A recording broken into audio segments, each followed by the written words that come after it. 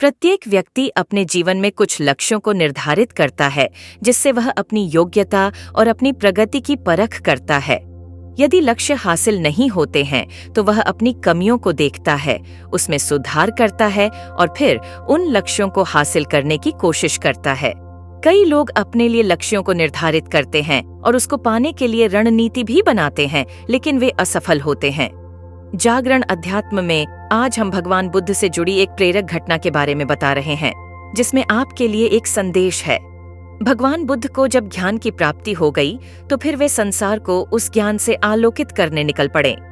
भगवान बुद्ध किसी गांव में जीवन के विभिन्न आयामों पर प्रतिदिन व्याख्यान देते। उनके प्रवचनों में जीवन का सार छिपा रहता। उनकी बातों को लोग बहुत ही गौर से सुनते थे। एक व्यक्ति बिना नागा किए उनके व्याख्यान सुनता। काफी समय बीत जाने के बाद भी उसने अपने अंदर कोई विशेष बदलाव नहीं पाया है। इससे परेशान होकर वह एक दिन बुद्ध के पास गया और बोला कि वह लंबे समय से एक अच्छा इंसान बनने के लिए उनके प्रवचनों को सुनता रहा है, लेकिन इससे उसे कोई विशेष लाभ नहीं हुआ। वह एक अच्छा इंसान नहीं बन पाया, उसमें कोई बदलाव नहीं आया है। उसकी बातों को सुनकर बुद्ध मुस्कुराए। उन्होंने उसके सामने उसके गांव का नाम, वहां तक की दूरी, वह वहां कैसे जाता है आदि जैसे प्रश्नों की झड़ी लगा दी।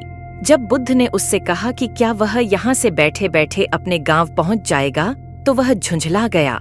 उसने कहा कि ऐसा तो बिल्कुल भी संभव नहीं, उसे वहां तक पहुंचने के लिए पैदल चलकर जाना ही होगा। इस पर भगवान बुद्ध ने कहा कि अब आपको अपने प्रश्न का उत्तर मिल गया होगा।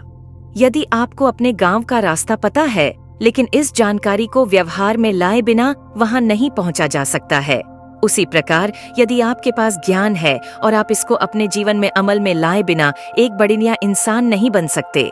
ज्ञान को अपने व्यवहार में लाना आवश्यक है। इसके लिए आपको दृढ़ निश्चय के साथ निरंतर प्रयास करना होगा। कथा का सार, ज्ञान को व्यवहार में लाए बिना लक्ष्य की प्राप्ति नहीं की जा सकती है।